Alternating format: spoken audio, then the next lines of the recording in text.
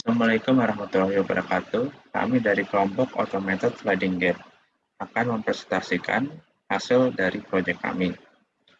Kelompok ini beranggotakan Dion, Raushan, Faiz, dan Al-Ghifari. Video ini merupakan presentasi tugas rancangan konsep materi kuliah Sistem Perancangan Teknik di jurusan Teknik Mesin Universitas Trisakti.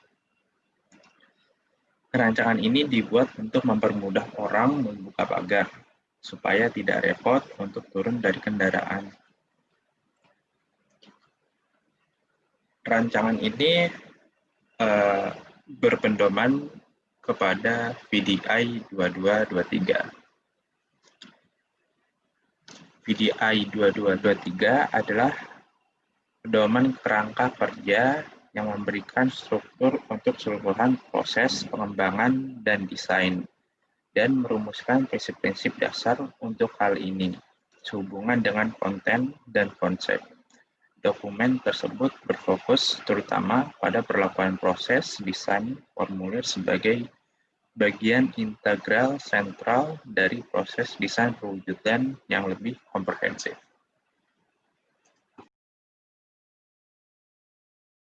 Oke, kali ini saya mau jelasin cara kerja dan spesifikasi mesin yang digunakan. Jadi mesin ini menggunakan listrik AC dan mempunyai daya 300-500 watt dan mampu mendorong pagar seberat 70-100 kilogram. Cara kerjanya itu kita ngaktifin remote controllernya, terus remote-nya itu akan memberikan sinyal ke transmitter, sinyal dari transmitter akan diteruskan ke microcontroller atau Arduino di dalam motor listriknya. Lima akan menginstruksikan motor listrik untuk bergerak hingga mengaktifkan proximity sensor pada ujung pagar. Proximity sensor akan menginstruksikan motor listrik untuk berhenti jika sensor aktif pagar bisa berhenti di tengah jalan jika menekan tombol stop. Pada remote sebagai safety feature jika terjadi hal yang tidak terduga.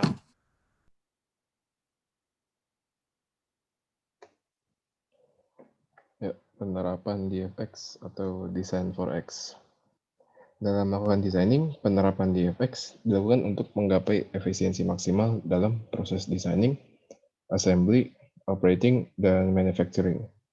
Poin-poin dalam DFX yakni ada mengurangi biaya perakitan, mengurangi biaya komponen, memperkirakan biaya manufacturing, mengurangi biaya pendukung produksi, dan mempertimbangkan dampak dari keputusan DFMA terhadap faktor lain.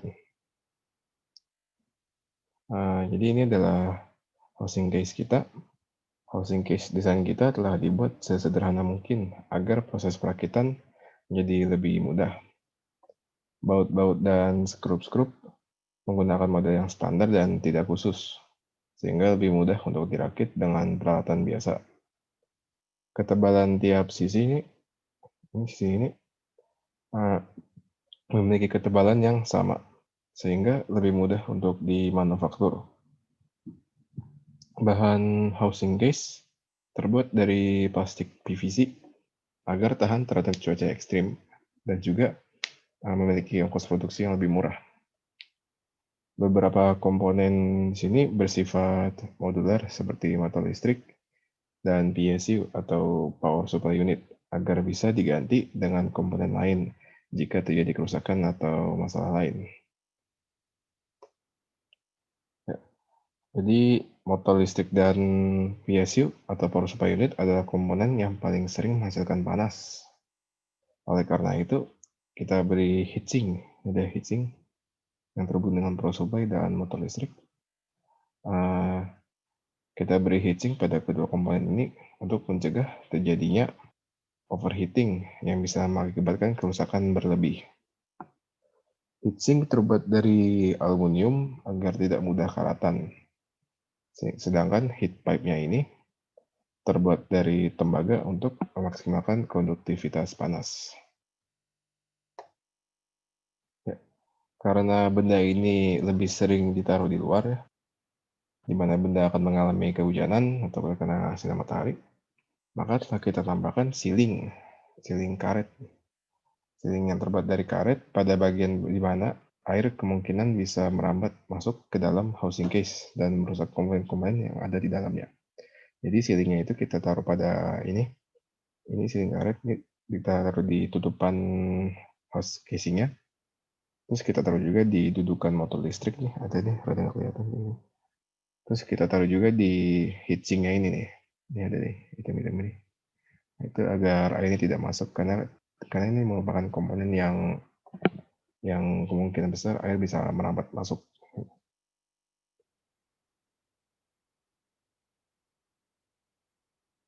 Berikut ini adalah gambaran detail secara assembly. Bisa dilihat ini adalah assembly penuhnya pada bagian kanan atas. Telah ditunjukkan komponen-komponen pada assembly tersebut. Totalnya ada 12.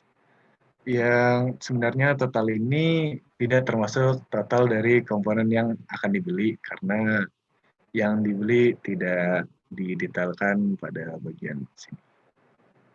Bisa dilihat pada bagian kanan bawah adalah detail dari komponen-komponen yang ada tersebut. Dan pada bagian kiri bawah adalah susunan-susunan dari komponen. Bisa dilihat pada pandangan depan, atas, dan juga samping. Berikutnya adalah gambaran detail secara komponen. Pada nomor 2 ini adalah komponen case, yang ukuran tersebut telah kita perhitungkan dengan perhitungan dari komponen-komponen yang akan kita pasang pada dalaman case ini. Dan berikutnya adalah stand. Kemudian pada nomor 3 ini adalah penutup dari case tersebut. Dan sebelahnya nomor 6 adalah roof yang akan dipasang pada bagian kanan case tersebut. Dipasangnya pada bagian sini, dan yang di bawah itu adalah heatsink yang akan dilindungi dari cuaca seperti cahaya matahari dan juga hujan. Kemudian berikutnya adalah stand yang dipisah menjadi 2 komponen. Yang pertama adalah kakinya, dan yang di kanan adalah platformnya. Kita telah memperhitungkan tinggi dari kaki tersebut dengan perhitungan penyampaian mesin ini terhadap gerbang tersebut. Kemudian berikutnya ini adalah nomor 6, yaitu gear yang akan mentransmisikan putaran atau gerakan ke dalam komponen nomor 1, yaitu rack gear yang akan disatukan kepada gerbang tersebut. Dan jika gear tersebut ini bergerak, maka rack gear ini juga akan bergerak. Dan habis itu gear ini akan dieratkan dengan nut pada komponen 4 ini. Pada komponen 1 ini, gear rack telah diperhitungkan dimensinya dari ketebalan dan ketinggian untuk tidak mudah rusak dari pengoperasian tersebut. Dan berikutnya ini adalah urutan-urutan pengassemblyan dari tiap komponen. Yang pertama case dulu, habis itu dimasukkanlah platform, dan di atasnya diletakkan dinamonya dan dieratkan dengan nomor 4, yaitu ratnya. Kemudian diletakkan di atas platform dan dieratkan dengan nut.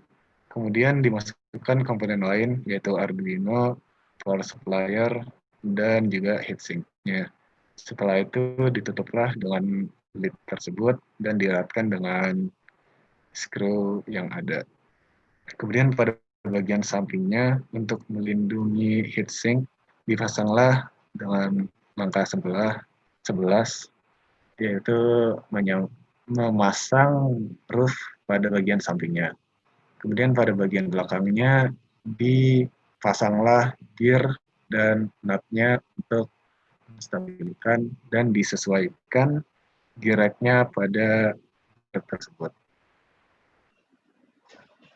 Selanjutnya adalah tahap pembuatan prototipe untuk rancangan ini yang akan dilakukan pada masa yang akan datang, dan setelah itu dilanjutkan dengan proses manufacturing-nya. Cukup sekian presentasi dari kelompok kami. Terima kasih telah menonton video ini. Assalamualaikum warahmatullahi wabarakatuh.